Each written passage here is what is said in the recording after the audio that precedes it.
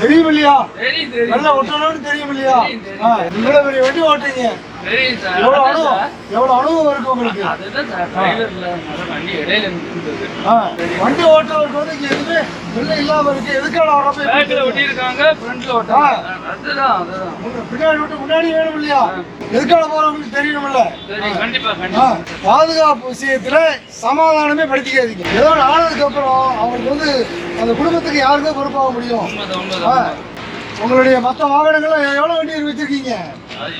நிறைய வண்டி இருக்கு சார். எத்தனை வண்டி இருக்கு? 800 வண்டி வச்சிருக்கோம். இந்த உரிமையாளா? ஐயா, உங்க வண்டிகள்ல பூராமே பாருங்க, இவரே சொல்றாரு 800 வண்டி வச்சிருக்கீங்களாமா.